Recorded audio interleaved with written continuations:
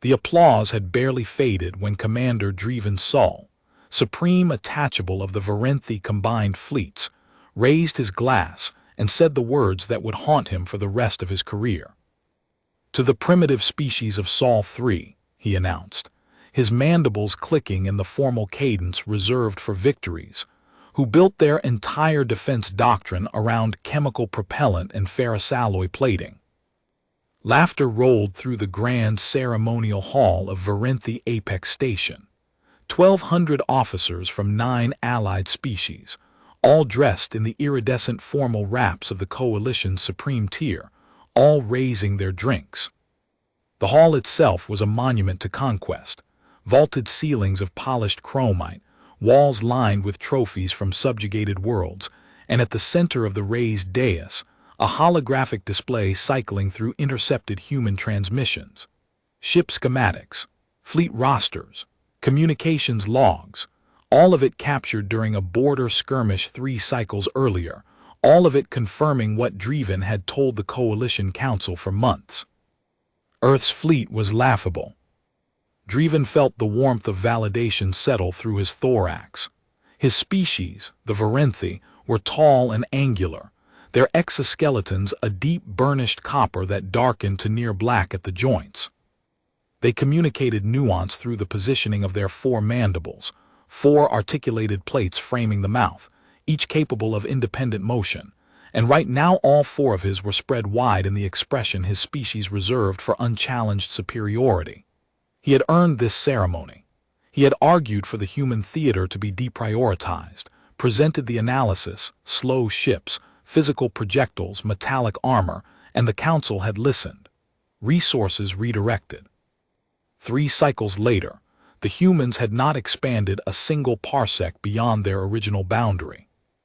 Proof, standing ovation, a ceremonial sash in coalition crimson.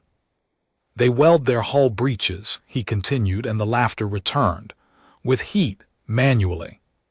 An officer of their engineering corps holds a torch, a literal open flame, and fuses metal to metal. Adjutant Tens, a smooth-skinned Palori diplomat seated at the front table, wiped tears from the corners of her oversized eyes. The Palori were a diplomatic species. Their entire civilization ran on courtesy protocols and status calibration, and Tens had spent 30 years moderating interspecies disputes without once losing her composure. She was now clutching the edge of the table with both hands. "You're fabricating," she managed. "I have recordings." Dreven waved a claw and the holographic display shifted. There it was, grainy intercept footage of a human repair bay. A figure in heavy gloves and a darkened visor, crouched beside a hull plate, sparks cascading around them in a shower of orange. The figure paused, lifted the visor, wiped sweat from their face with a bare hand and went back to work. The hall erupted. Officers were leaning on each other. A Krenathi admiral, all 4 meters of him, thick-limbed and armored in ceremonial bronze, the largest officer in the room by a full meter, had to sit down because his legs were shaking from laughter. 2 Palori aides behind Tens had given up on composure entirely, and were making the high keening sound their species produced when overwhelmed by absurdity. Dreven drank it in. He let the laughter run for a full 30 seconds before raising his glass again, and the room hushed with the trained obedience of officers who recognized a commander enjoying a stage.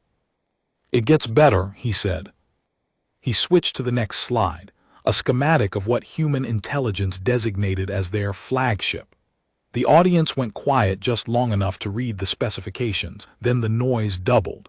Controlled fusion, a technology the Varenthi had abandoned 6 centuries ago. Solid tungsten rounds, and the hull was steel. Not composite, not phase-layered, not even crystalline. Steel, the way the Varenthi had built their first orbital platforms, before they discovered that physical matter was an embarrassing medium for starship construction. "They call this vessel the Carthage," Dreven said. "It is their most decorated warship.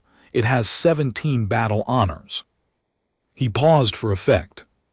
17. The Krenathi admiral was on the floor now. His aide was trying to help him up, but the admiral kept making the deep rumbling sound that the Krenathi used in place of laughter, and every time he tried to stand, another rumble knocked him back down. Driven stepped off the dais and walked among his officers, deploying additional slides, human navigation systems using manual star chart overlays, medical bays relying on chemical anesthetics, each landing like the next act of a comedy performance. The food preparation footage produced the loudest reaction. A human in a white uniform, holding a pan over an open flame. The pan contained chunks of biological material in a liquid that was bubbling and browning. The human lifted a chunk with a metal fork, blew on it, and put it in their mouth. "They eat their fuel," someone whispered, and the hall lost itself again.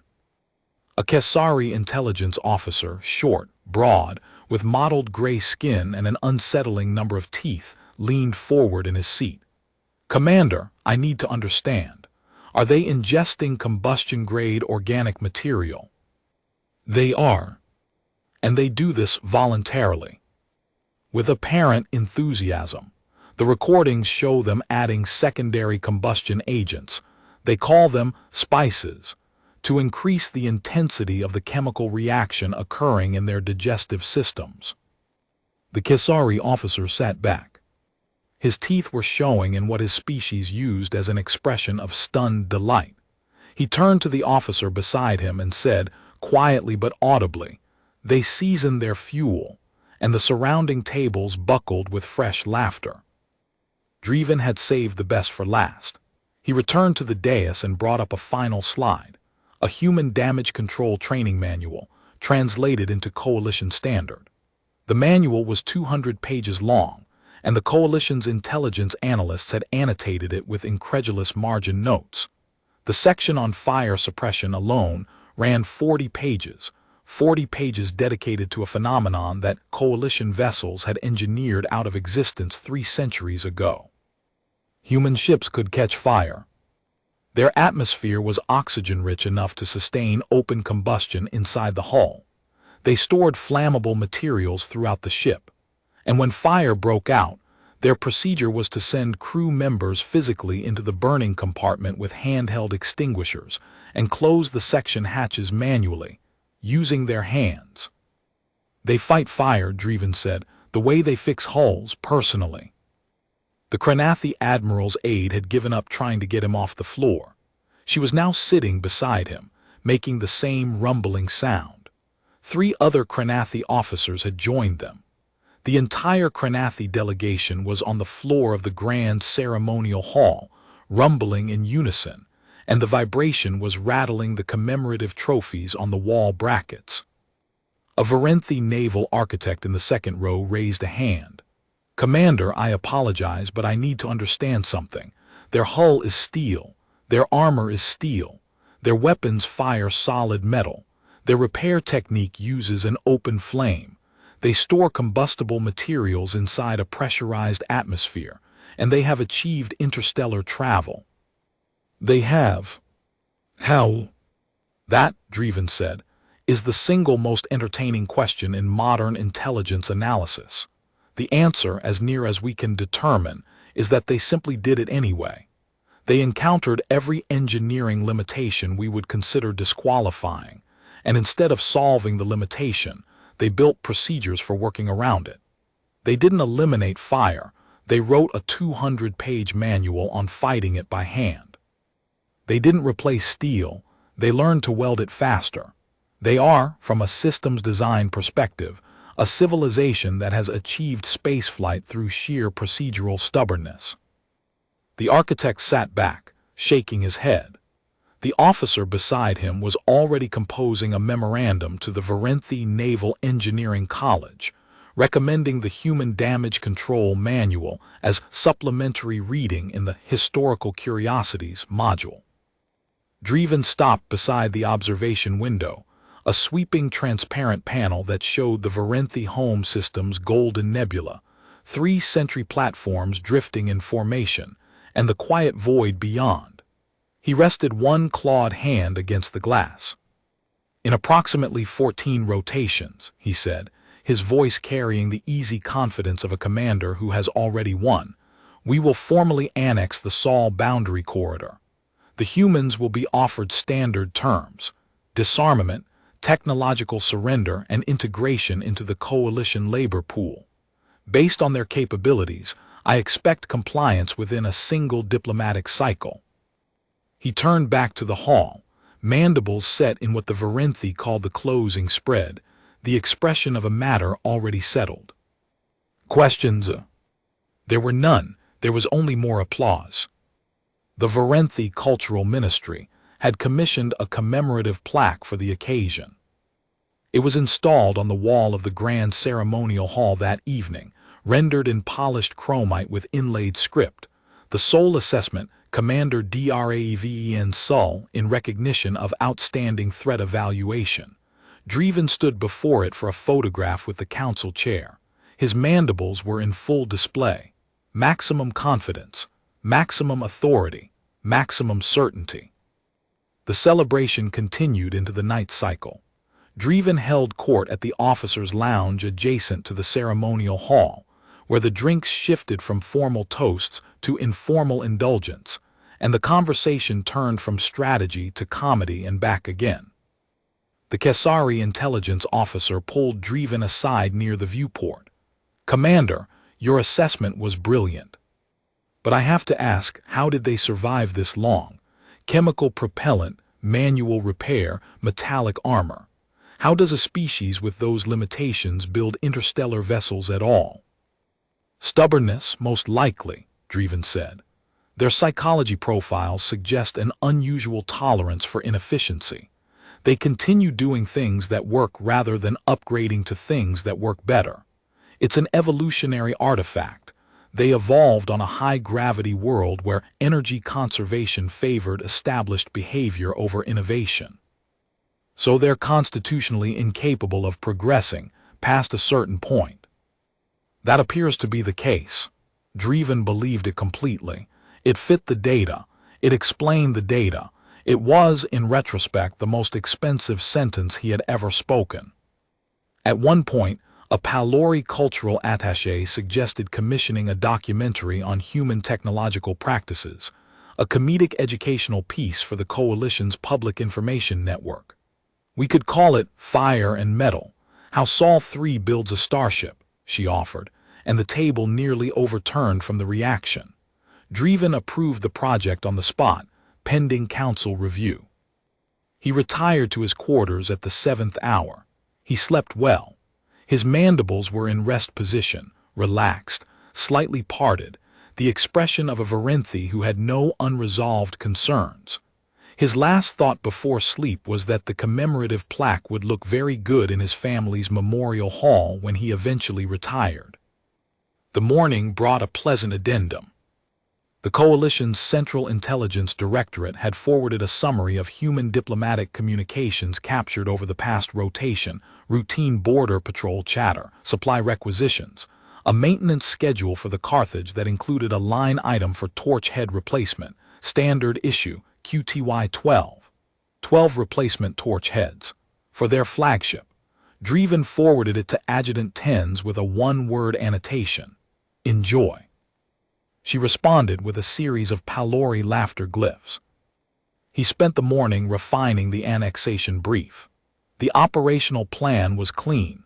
3 carrier groups would advance through the corridor in staggered formation, establishing sensor coverage as they moved. The human border fleet, 14 vessels, all of them catalogued, all of them outmatched, would be given a 48-hour window to withdraw to Sol 3 orbit. If they complied, the integration would proceed diplomatically. If they didn't, the engagement would last approximately 9 minutes, based on Pelish's combat modeling. Pelish's models were thorough. 64 scenarios, varying human tactics from full engagement to fighting retreat. In every scenario, the Coalition achieved operational control within one standard rotation. The most optimistic human outcome still resulted in the loss of 11 of 14 human vessels. The conclusion was self-evident. The humans could not hold the corridor with the fleet they had.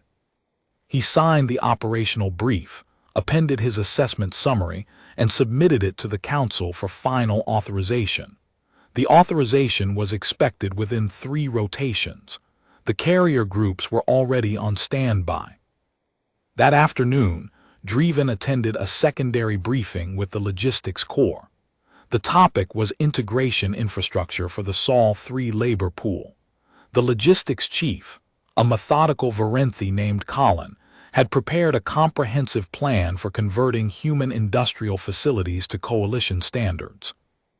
Their manufacturing capacity is limited but not negligible, Colin reported, projecting a series of diagrams.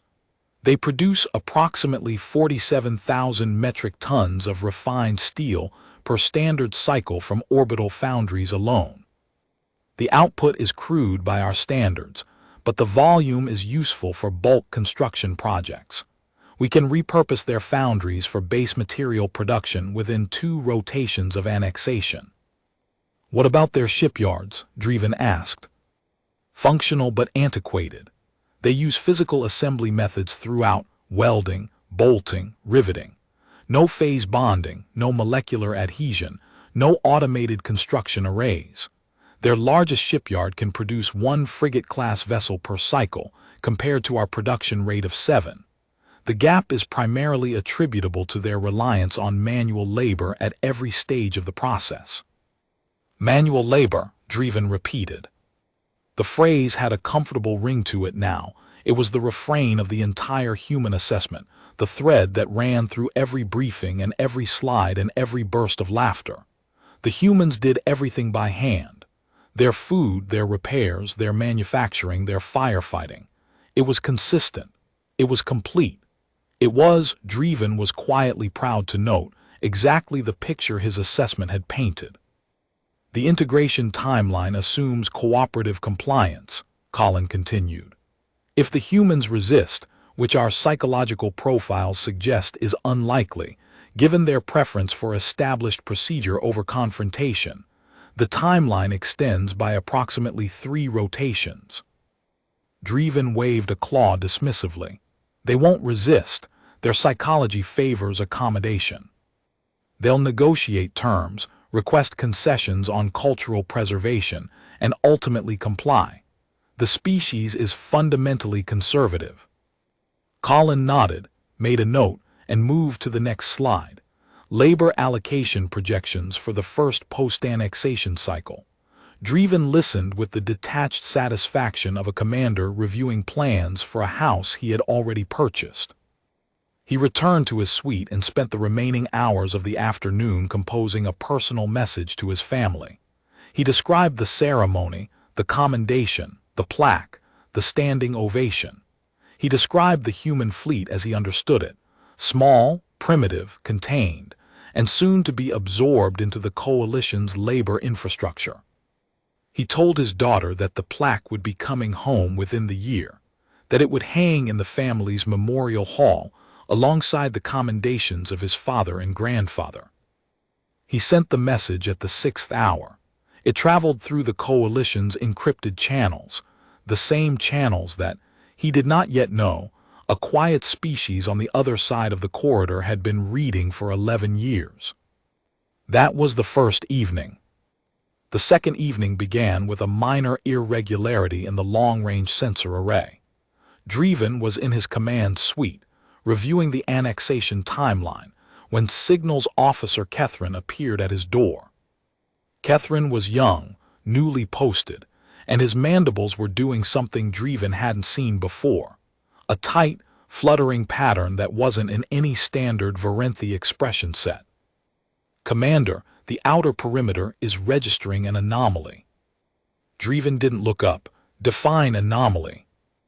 "A gravitational disturbance at the edge of the corridor, consistent with a vessel drop from superluminal transit, but the mass reading is..." Catherine hesitated. His mandibles fluttered faster. "Wrong." "Wrong how?" "It's too small to be a warship and too large to be a probe, and the energy signature doesn't match anything in our database. I ran the classification algorithm 3 times. The system returns unresolved on every pass." This was mildly interesting, but not concerning. Unidentified contacts happened. The corridor was shared space, and occasionally a freighter from a non-coalition species would wander through without filing transit papers. Dreven issued a standard identification query and told Catherine to update him when the contact responded. It didn't respond. 40 minutes later, the contact had moved. Not drifted, moved under power deeper into the corridor. Its speed was unremarkable. Its course was direct. It was heading for the Varenthi perimeter. Dreven pulled up the sensor feed. The contact was a single point of light against the corridor's background scatter, and the readout beside it kept cycling through classification attempts. Each attempt failed. The vessel's hull was reflecting sensor pulses in a pattern the system couldn't resolve. Metallic, the readout suggested, then corrected itself, composite, then corrected again, unknown, then cycled back to metallic. The system was chasing its own tail. Dreven's mandibles pulled into the consideration narrow, two plates angled inward, two held steady. An expression of active assessment, not concern, assessment. He checked the time. 26 hours since the ceremony. The commemorative plaque was still warm from the engraving. The Palori documentary proposal was sitting in his pending approvals queue. The operational brief was in final review. And now, a single unidentified contact was drifting toward his perimeter, and his classification systems were having a conversation with themselves about what it was made of. Get me a visual. The visual arrived 12 minutes later, captured by the long-range telescope array. It was grainy, stretched by distance, and it showed a vessel that made Dreven's mandibles go still. It was small, smaller than a Varenthi frigate. Its hull was dark gray, almost matte, and shaped unlike anything in the Coalition's recognition library.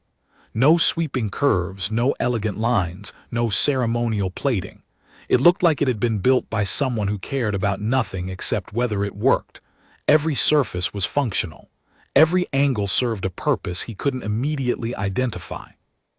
There were no visible weapon ports, no shield emitters, no sensor arrays, or rather there were. But they were integrated so deeply into the hull that the telescope couldn't resolve where the ship ended and the systems began. On the stern, in white block letters, was a designation. UES VLJN. Dreven searched the captured human fleet records. The name wasn't in them. He searched again, partial matches, phonetic variants, alternate registries. Nothing. He pulled up the complete registry of the human Sol boundary fleet, the same registry he had presented at the ceremony, and scrolled through every entry. 14 vessels, all accounted for, all currently holding their standard patrol positions along the border. The Carthage was right where it was supposed to be, maintaining its usual orbit, presumably ordering replacement torch heads. The Valgian was not among them. It did not exist.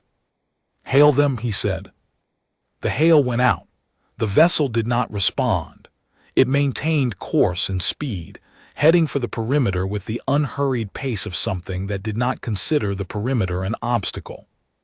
Dreven felt the first tug of something he didn't recognize. Not alarm, he was too experienced for alarm, too decorated, too recently applauded, but something adjacent, a quality of attention that sharpened the edges of the room and made the ceremonial wine on his desk taste suddenly wrong. Send a patrol wing to intercept. Standard formation. Weapons cold. 4 Varenthi corvettes, each capable of reducing a human frigate to particulate in under 60 seconds, launched within the hour. They fanned into containment pattern, 2 ahead, 2 flanking. Their commander, a veteran named Orat, opened a channel. Unidentified vessel, you are entering sovereign Varenthi space. Reduce speed and transmit identification, or you will be escorted to a holding station. Silence. Orat repeated the hail. The vessel continued at exactly the same speed, on exactly the same heading. It didn't deviate. It didn't acknowledge. It moved through the containment pattern the way weather moves through a fence. Commander, the contact is not altering course. Activate targeting locks. Show them we're serious. 4 targeting beams reached out and touched the hull of the Valgian. The standard response from any vessel in the galaxy was immediate, either compliance or evasive action. The Valgian did neither. It continued as though the targeting beams were decorative. Then a third thing happened, and Dreven felt the room change temperature. The Valgian's hull changed. Not physically, the shape didn't alter, but the sensor readings went haywire. Where moments ago the ship had been reflecting pulses in an unclassifiable pattern, it now wasn't reflecting them at all. The 4 targeting locks lost their fix simultaneously, and for 3 full seconds the Valgian vanished from every sensor on every corvette and from Dreven's long-range array. 3 seconds of nothing, as if the ship had been erased from the universe. Then it reappeared, exactly where it had been, still on the same course, same speed, same unhurried trajectory, as if it had simply decided to stop being invisible and then, having made whatever point it intended to make, decided to let them see it again. Oret's voice came through the channel, and it had changed. The veteran's steadiness was still there, but underneath it was something Dreven recognized from his own early career. The sound of an officer whose training was telling him one thing, and whose instincts were telling him something else entirely. Commander, all 4 locks were lost simultaneously, not degraded, lost. The fire control system is reporting a target acquisition failure mode I've never seen. It's flagging the 3-second gap as a system malfunction, because the alternative, that the target simply stopped existing, is not a category our software recognizes. Did you attempt to reacquire? The system reacquired automatically when the vessel reappeared. Same coordinates, same heading, but the confidence rating on the lock has dropped to 62%. Our systems are no longer certain the target they're seeing is real. That was a detail that burrowed under Dreven's exoskeleton and settled there. The ship hadn't just vanished. It had damaged the Varenthi targeting system's confidence in its own readings. The corvettes were now looking at the Valgian and doubting what they saw. Catherine's voice was thin. Commander, during the gap, we attempted a full-spectrum sweep. Every band, every mode, every frequency. The vessel was not there. Not cloaked, our systems can detect every standard cloaking field used by any coalition or non-coalition species. It simply was not there. That's not possible. No, Commander, but it happened. Dreven's mandibles had gone into the involuntary flatten. All 4 plates pressed tight against the face, closing the mouth entirely. A prey animal reflex from 60,000 years ago, when the Varenthi froze at the shadow of aerial predators. He overrode it, forced himself back to consideration narrow. This was a single ship. Whatever trick it had just performed, it was still one vessel against the entire Varenthi perimeter fleet. Oret close to visual range. Direct optical feed. The corvettes drew alongside at 800 meters. The feed arrived on Dreven's display. Up close, it was even less impressive. The hull was plain. The surface had patches of different shading where sections had been replaced with different batches of material. One panel near the stern had a visible weld line. A weld line. The same primitive technique he'd mocked at the ceremony. Someone had repaired this invisible, unclassifiable, impossible ship with a welding torch. Dreven almost laughed. But the 3-second vanishing act was sitting in his mind like a stone he couldn't swallow, and the laugh died somewhere between his thorax and his mandibles. He pulled up the human damage control manual, the one he'd used as a comedy prop at the ceremony. He found the section on hull repair. It described the welding process in detail: material preparation, heat application, weld pool management, post-weld inspection. The manual was written in plain, clear language, with diagrams. There was nothing secretive about it. The humans hadn't hidden their welding technique. They had published it in a training manual that the coalition had captured and passed around as entertainment. Dreven looked at the weld line on the Valgian's hull and wondered what else was published in plain language in documents the coalition had captured and dismissed as quaint. "Contact approaching the perimeter marker," Oret reported. "Let it cross. I want to see what it does." The Valgian crossed the perimeter without ceremony, no change in speed, no transmission. It passed the boundary line as though it were a mark on someone else's map. 90 seconds later, 3 more contacts appeared. Catherine's voice was the voice of someone handling something fragile. 3 additional gravitational disturbances, same signature, coordinates 7, 9, and 14 along the corridor's length. Identification. They're not responding to queries. Mass readings, Commander. These are larger, significantly, heavy cruiser equivalent. One is substantially heavier than that. Human. The hull signatures match the Valgian, almost certainly. Dreven looked at the 3 new contacts on his display. He looked at the Valgian, still cruising through his perimeter space without acknowledging that the perimeter existed.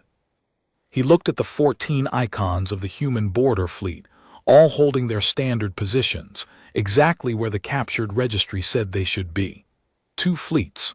1 visible, documented, catalogued, and laughed at. 1 invisible, undocumented, and arriving now. He felt something fundamental shift, not in the room but in the architecture of his understanding. The same architecture that had supported a ceremony, a sash, a plaque, an operational brief, 64 combat scenarios, and the confidence of 1,200 officers. Recall the patrol wing. Alert status 2. Contact Admiral Voss. Over the next 6 hours, 31 additional contacts appeared. They arrived in 1s and 2s, dropping out of superluminal at scattered points along the corridor, and every single one failed to respond to hails. 1 contact, at the corridor's midpoint, registered a mass equivalent to a Varenthi orbital station, the size of a small moon. Dreven stood in the command center, surrounded by senior staff. The celebration banners from 2 nights ago had not been taken down. Coalition crimson bunting hung from the ceiling above displays, showing 35 points of light distributed in a pattern that was clearly deliberate. They were positioning themselves, each one equidistant from its neighbors, each one oriented toward the Varenthi perimeter, not a combat formation, fence posts. They were building a boundary. "Run the intercepts again," Dreven ordered. "All of them. Every captured human database, every decrypted file, every intercepted transmission. Find me these ships." The 35 contacts were settling into position with the unhurried precision of a species that had clearly rehearsed this. Each vessel at exactly the same interval from its neighbors, to the meter, implying a communication network the Varenthi couldn't detect, on frequencies they weren't monitoring. The operational brief he had signed that morning, 64 combat scenarios, all modeling 14 human border patrol vessels, was sitting in the Council's authorization queue. None of its scenarios modeled this. Dreven sent a priority hold to the Council authorizer. Then he looked at the celebration bunting hanging above his head and felt an emotion that the Varenthi language had a specific word for: shikral. It meant the feeling of discovering that the ground you were standing on was painted canvas over an empty shaft. There was no direct translation in any other coalition language, because most species didn't build their emotional vocabulary around falling. His intelligence staff worked through the night. Every piece of human data the coalition had acquired, registry searches, production records, shipyard output logs, fleet deployment schedules, communication intercepts, run against the 35 contacts. Nothing, not a whisper. The intelligence archive contained 0 mentions of a parallel fleet, an advanced construction program, or a sensor folding capability. Lieutenant Commander Shorev, the chief intelligence analyst, delivered this finding with the stiffness of an officer who knows what she is about to present will not be welcome. Commander, the captured data is internally consistent. It cross-references correctly. Ship names match deployment records match communication logs match production schedules. There are no gaps, no contradictions, no anomalies that would have flagged during standard analysis. Because it was built that way, Dreven said. Shorev's mandibles pressed into the flat acknowledgement. The data set appears to have been constructed as a complete, self-verifying intelligence picture. Every piece supports every other piece. An analyst reviewing it would find nothing missing, because the missing elements were never included in any document we were allowed to capture. They built us a puzzle with no missing pieces, and the picture the puzzle showed was incomplete. Yes, Commander. Dreven sent Orat a commendation for professionalism under unusual circumstances. Then he sat in his command suite and did something he had not done since his early career. He questioned his own analysis. Not the data was what the data was, but the framework. The assumption that a species using primitive tools must be a primitive species. The assumption that what you could see was all there was. He poured himself a drink, not ceremonial wine this time, but a harsh Varenthi field spirit that tasted like copper and burned the lining of his thorax, and watched the sensor display cycle through its futile classification attempts. Strategic analyst Pellish, old enough that his exoskeleton had gone pale silver at the joints, completed a separate comparison. None of the 35 contacts match any known human vessel, not in any registry we have captured, intercepted, or been provided by intelligence sources. They are, according to every database available to the Coalition, non-existent. Dreven's mandibles were flat against his face. That is impossible. We have comprehensive records. I presented this data to the Council myself. There is a plaque on the wall. Pellish's old mandibles moved into the expression that every Varenthi recognized, the look of someone standing on a bridge that had already broken. Commander, respectfully, they showed us what they wanted us to see. The room went quiet. Outside the window, the golden nebula hung serenely. Beyond it, 35 vessels of unknown capability waited. The vanishing, Dreven said. Can you explain it? Catherine's mandibles fluttered.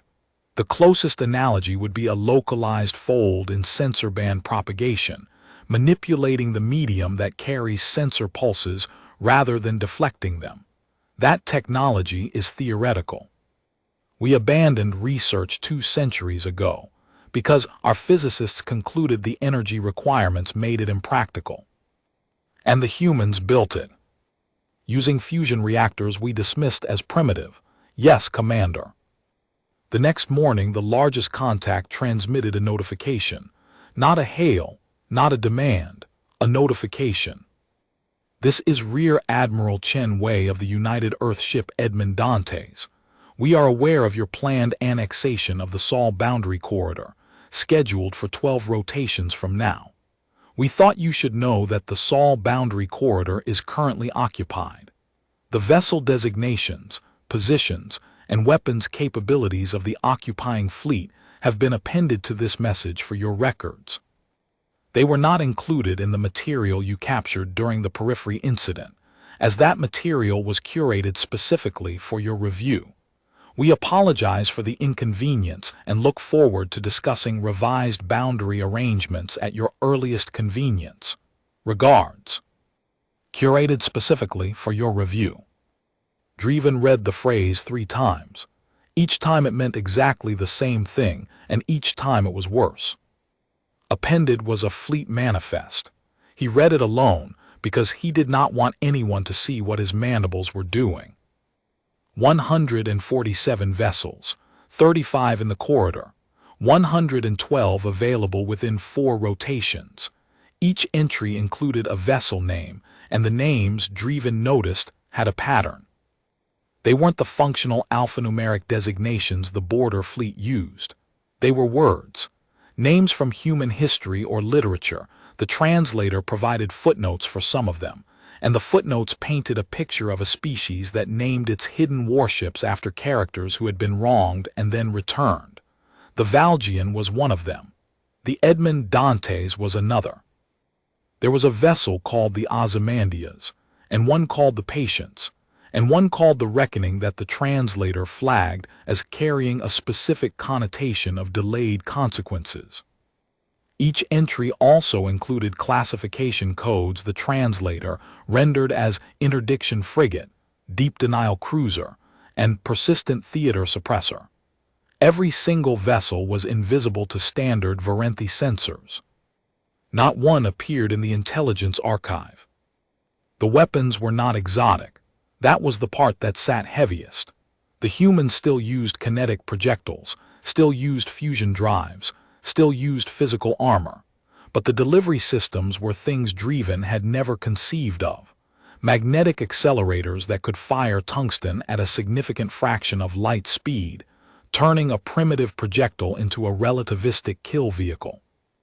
Hull plating with the sensor band fold technology that could become invisible on command or mimic another vessel's signature. Communication arrays on frequency bands the Varenthi had never monitored because their own physics had classified those bands as unusable. The humans had taken the bands the Varenthi had thrown away and built their entire secure network on them. The final entry, for the Edmond Dantes itself, included a line Driven read 4 times. The vessel's hull could replicate the sensor signature of any other vessel in its database. It could appear to be a Varenthi carrier group, a commercial freighter, or empty space. Or it could appear to be exactly what it was, a moon-sized command ship crewed by a species that welded its own hull, cooked its food over flame, and had been watching the coalition laugh at them for over a decade. It had been sitting at the corridor's midpoint, invisible for several standard cycles. It had been there while Driven prepared his first assessment, while the commemorative plaque was engraved. For the ceremony, for the laughter, for the Krenathi admiral on the floor, for the toast to the primitive species of Sol 3. Driven set the manifest down.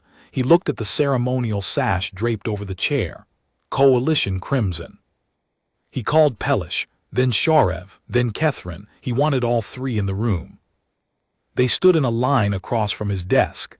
Analyst, intelligence officer, signals specialist, mandibles in variants of the same expression.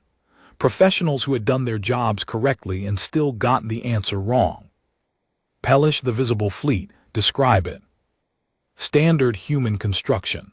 Steel composite hulls, fusion drives, kinetic weapons, crew-intensive design, moderate speed, adequate but unimpressive sensors, by every metric a defensive-only posture.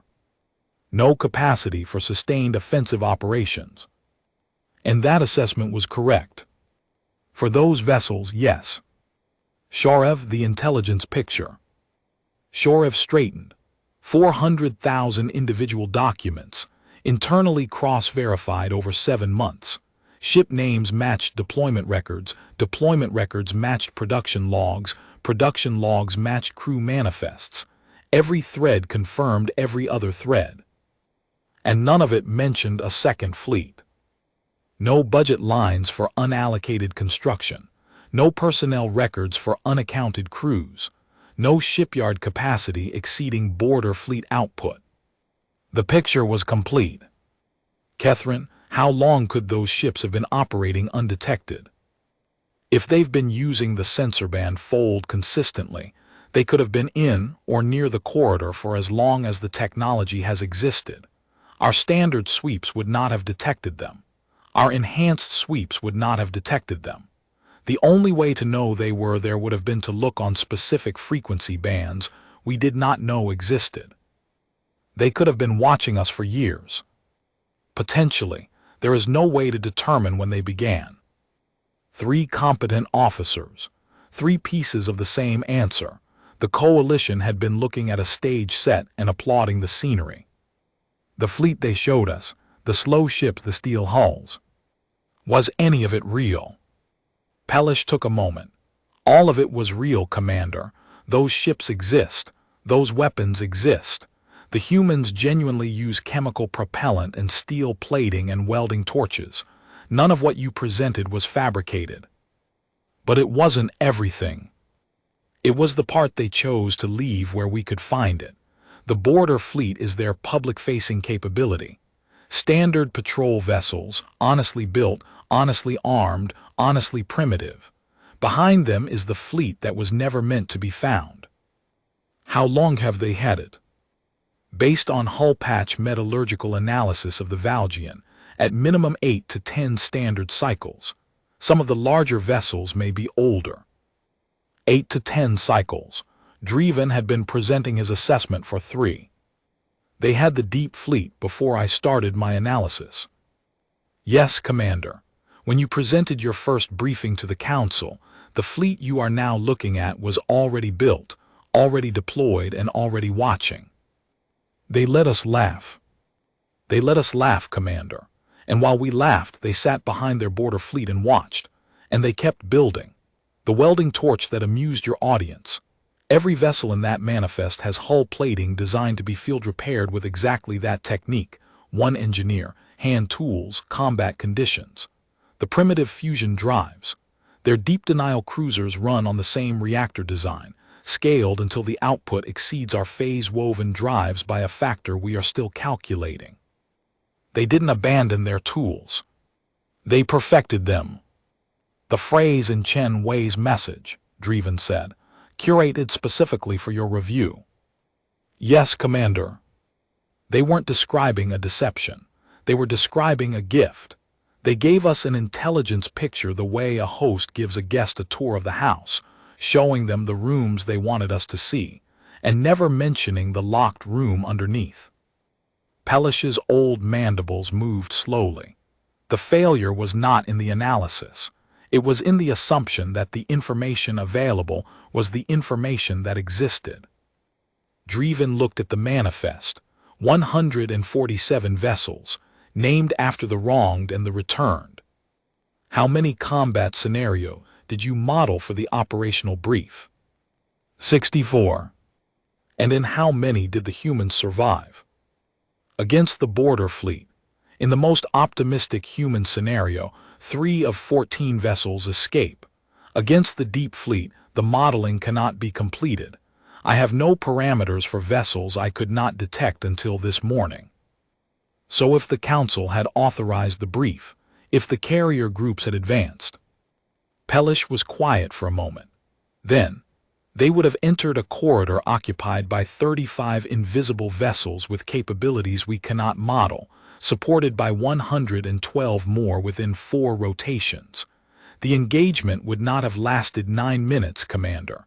It would have lasted as long as the humans chose. Dreven sat for a long time.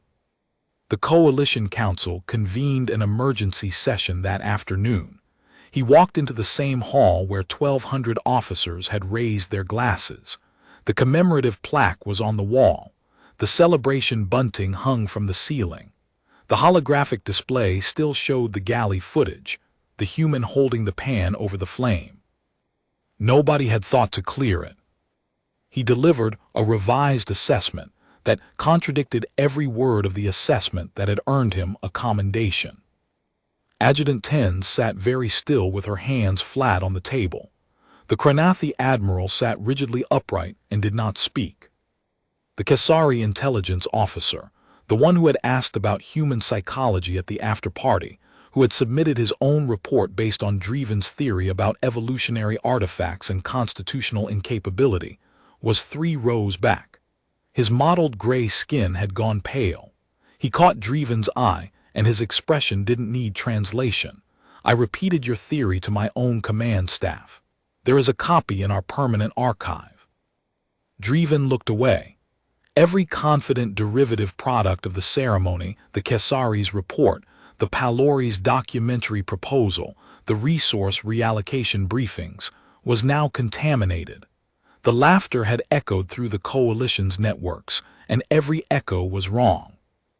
The annexation timeline is no longer viable, Dreven said. I recommend immediate withdrawal to pre-incident boundaries, and a request for diplomatic contact through neutral channels. He paused. Then, because the truth required it, I also recommend that the operational brief I signed yesterday, the one currently in the authorization queue, be permanently withdrawn and classified. Its combat modeling was based on the border fleet only. It did not account for the deep fleet because I did not know the deep fleet existed. Had the authorization been granted and the carrier groups advanced on schedule, they would have entered a corridor occupied by 35 invisible vessels with capabilities we cannot currently model. I do not know what would have happened. But Pelish's 64 scenarios, which projected 9-minute engagements and full corridor control, were modeling a different war than the one we would have been fighting. Pelish, standing beside the display, moved his old mandibles into a slow, careful nod. The modeling is invalidated, counselors. I cannot project outcomes for an engagement against vessels I cannot detect, whose weapons operate on parameters I have not measured, and whose coordination relies on communications I cannot intercept. Operational modeling requires inputs. I currently have none. That landed. Pelish had been the coalition's most respected strategic analyst for 30 years. Hearing him say, "I have no inputs," was the equivalent of hearing the planet's foremost physician say, "I have no diagnosis." A Palori counselor raised a hand. "Commander Saul, 3 days ago you assured this body that human capabilities posed no credible threat. You received a commendation. There is a plaque. What changed?" Dreven looked at the holographic display, the human holding the pan. "I showed them to you as a joke. The welding, the steel, the chemical propellant, the cooking. I presented it as comedy because I believed it was comedy. Every officer in this hall laughed because I told them it was funny. And none of us, myself above all, considered the possibility that a species might be primitive in ways they chose to show us and advanced in ways they chose not to." The hall was completely silent. We assessed their capability based on what they allowed us to capture. We did not consider that the capture itself was the strategy. We laughed at the torch because we assumed anyone using a torch must not have anything better. We were wrong. They have things we cannot currently classify, and they built them while we were laughing at the things they showed us. The comedy, counselors, was the camouflage. He removed the ceremonial sash and laid it on the table. "I request that this commendation be rescinded." The council chair, a Varenthi elder whose exoskeleton had been polished to ceremonial sheen for the occasion 3 days ago, and who now sat under the same ceremonial bunting with the expression of someone attending a funeral, took the sash from the table and held it for a moment. "The commendation will be reviewed," she said. "But the rescission is secondary to the operational question. Commander, had this fleet not revealed itself, had the corridor remained clear on our sensors, what would have happened when our carrier groups entered the corridor on schedule?" Every officer in the room already knew the answer. But the question needed to be asked, and the answer needed to be spoken, because the distance between what they had believed 3 days ago and what they now knew required an official measurement. They would have entered a corridor they believed was defended by 14 primitive vessels, Dreven said. They would have been wrong. The engagement conditions would have been chosen entirely by the other side. I cannot project the outcome because I do not have sufficient data on the capabilities we would have been facing. But I can tell you that the operational brief I signed yesterday, the one modeling 9-minute engagements and full corridor control within one rotation, was modeling a war that does not exist. Nobody spoke. The session ended without a vote. No one knew what to vote on. On the 4th day, Admiral Chen Wei requested a direct channel. Dreven had not slept. The channel opened to reveal a human seated at a simple metal desk in a plain gray room. Middle-aged, compact, short-cropped hair, unremarkable face. Dark uniform with rank insignia and a mountain peak emblem. Behind them a bare bulkhead. No trophies. No bunting. No plaques. Commander Saul, thank you for accepting the channel. Driven's mandibles were under control. Consideration narrow. Admiral, your fleet's presence has been noted. I assume you have terms. I do, but first, your ceremony 4 nights ago. We received the broadcast. Driven's mandibles almost broke formation. That was an internal transmission, encrypted, restricted. It was, no trace of smugness. Chen Wei said it the way someone might note the weather. We've been reading your encrypted channels for approximately 11 years. Not all of them, the ones referencing Sol 3. 11 years. Driven felt his exoskeleton trying to darken. The involuntary stress response his species hadn't needed since they were prey animals. He overrode it. Your analysis of our public fleet was accurate, Chen Wei continued. The steel, the welding, the fusion drives, the kinetics, all correct. You were thorough. But incomplete. Incomplete, which brings me to the terms. The corridor remains open. Both sides patrol their boundaries. The annexation is withdrawn. In exchange, we share the sensor band specifications so your systems can detect our deep fleet. You will never again have 147 vessels in your operational space without your knowledge. You're offering to make your invisible fleet visible. Yes. Why? Chen Wei's expression shifted, a slight softening around the eyes. The fleet was never meant to be a secret forever, Commander. It's a deterrent. Deterrents don't work if the other side doesn't know they exist. We needed to choose the right moment. A moment when the revelation would make the point clearly enough that we wouldn't need to make it kinetically. The right moment, the ceremony, the sash, the plaque, the laughter, the moment of maximum investment in the belief that humans were primitive so the correction would be absolute. They had watched the mockery build through years of decoded transmissions and confident briefings. They had watched it peak, and they had walked in the morning after, quiet and unhurried, with a manifest in one hand and revised terms in the other. I'll present the terms to the council. Take your time, a pause, and Commander, the welding, it's a good technique. For our hull composites, a skilled welder achieves joint integrity that exceeds what your automated systems produce with our materials. We tested it extensively. You're telling me the welding is actually superior? For our purposes, yes. Your officers laughed at a repair technique that outperforms the alternative. The channel closed. Driven sat in his suite. The sash was on his desk. He picked it up, held it, and set it in the bottom drawer. The council accepted the terms unanimously the next day. The annexation was withdrawn. The commemorative plaque was removed from the hall wall quietly by maintenance staff during the night cycle. The spot where it had hung was slightly lighter than the surrounding chromite, and Driven noticed that maintenance hadn't polished the discoloration. Whether that was oversight or commentary, he couldn't determine. The operational brief was pulled from the authorization queue and classified at the highest security tier. Pelish's 64 combat scenarios were archived with a cover note that Driven wrote himself. Modeling based on incomplete data set. Do not use for operational planning. The human border fleet is not the human fleet. Negotiations began through neutral channels. The humans were civil. That was perhaps the most disorienting part. Their negotiators arrived on time, prepared documents in advance, and made concessions on minor points with the relaxed generosity of a side that had already won the only point that mattered. They didn't gloat. They didn't reference the ceremony or the laughter or the Palori documentary proposal. They simply conducted negotiations with the patient efficiency of a species that had made its point and saw no need to make it again. Driven received, during the negotiation period, a personal communication from the Kesari intelligence officer.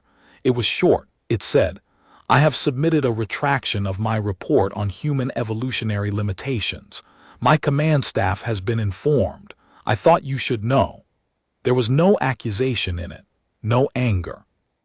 just the flat professional courtesy of an officer cleaning up a mess that someone else had started, and that he had enthusiastically made worse. Driven did not respond. There was nothing to say that the Kesari officer didn't already know. He also received, via the coalition's internal mail system, a request from the Palori cultural attaché. She wanted to formally withdraw the documentary proposal.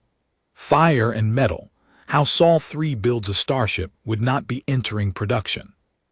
The request was stamped with 3 levels of bureaucratic approval, which meant it had gone through channels, which meant people had read it, which meant the documentary proposal was now part of the permanent record of coalition humiliations associated with the Sol assessment. Driven approved the withdrawal and filed it alongside the growing stack of corrections, retractions, and revisions that the ceremony had generated. The stack was taller than the commemorative plaque had been wide. Driven observed, during the second negotiation round, that the human delegation's lead diplomat had a small burn scar on her left wrist, old and partially faded.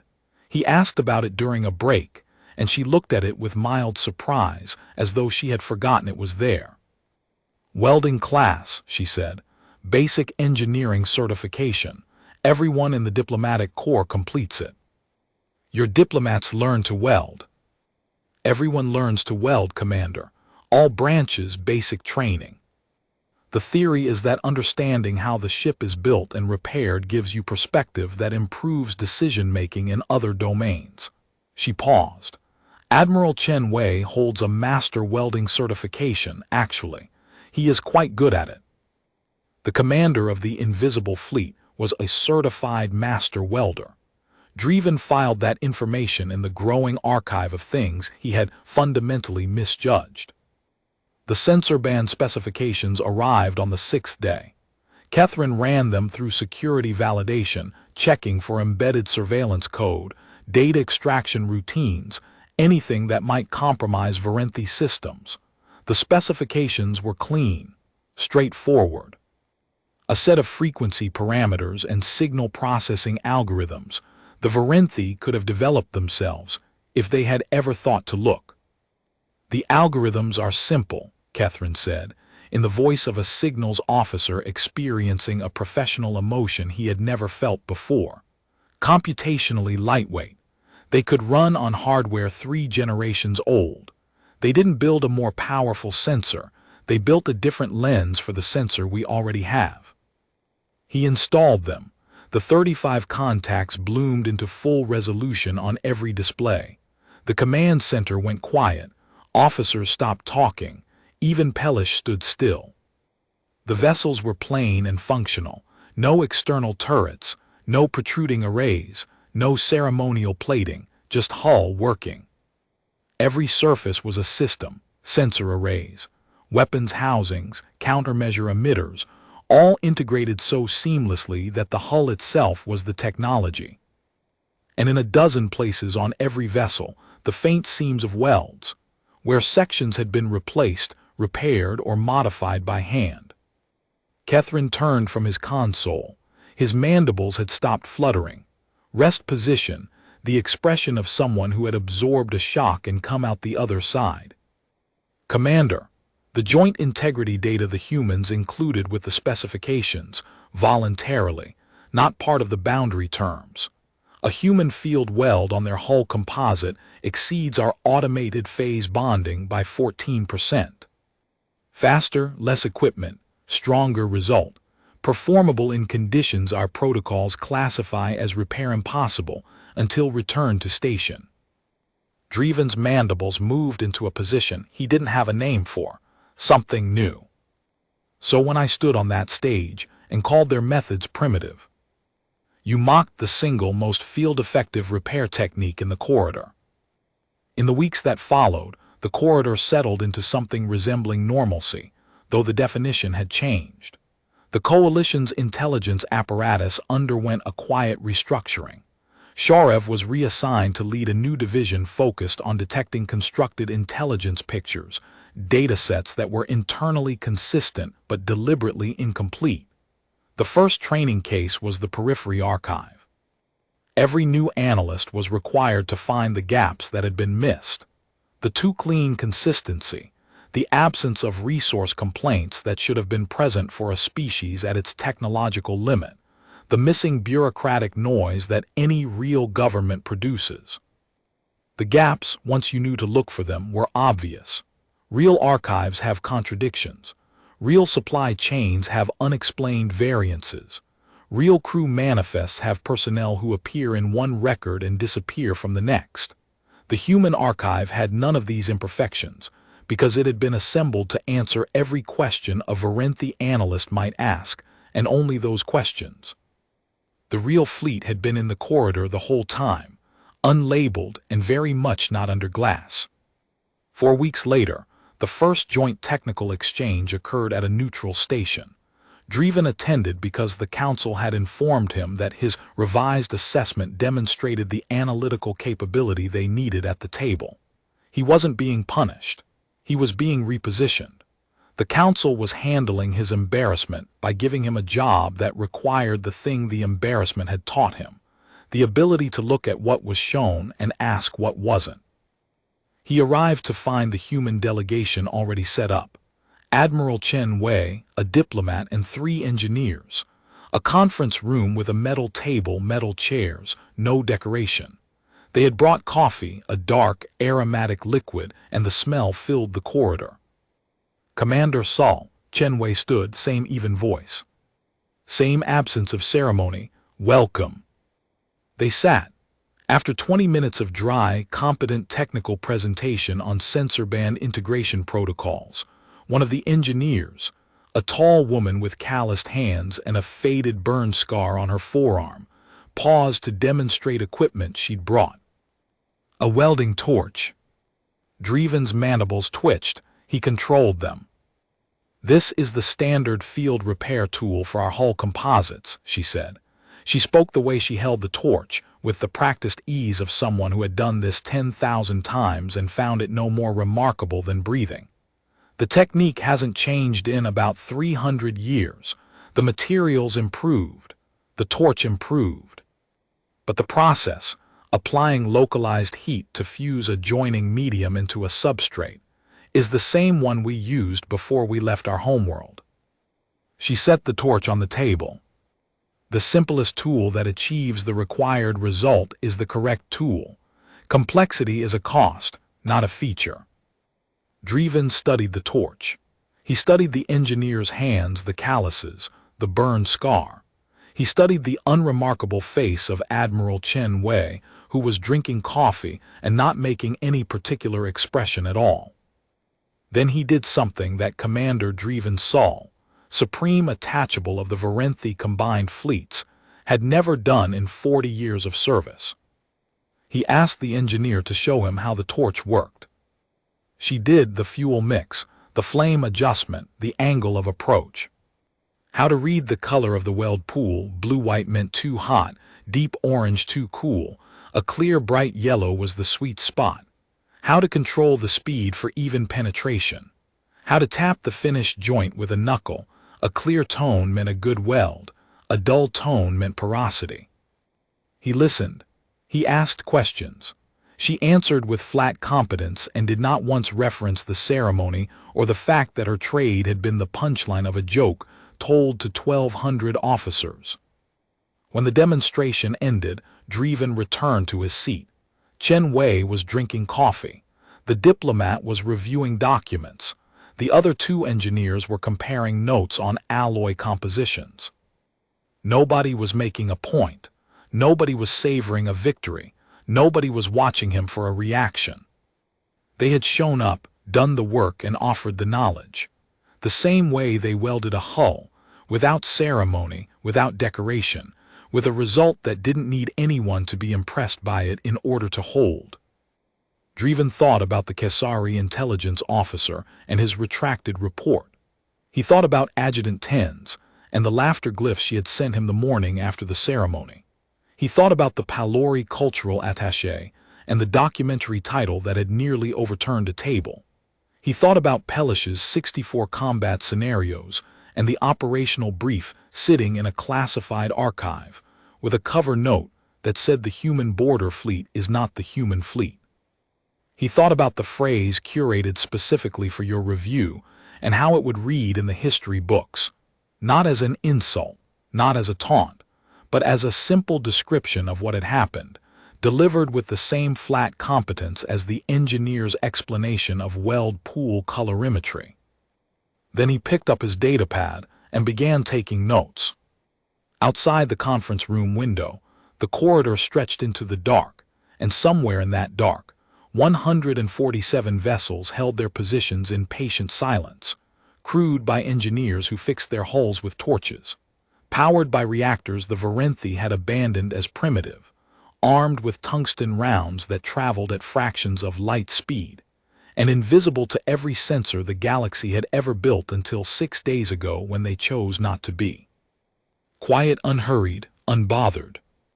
The kind of calm that comes from knowing exactly what you are and not needing anyone else to agree.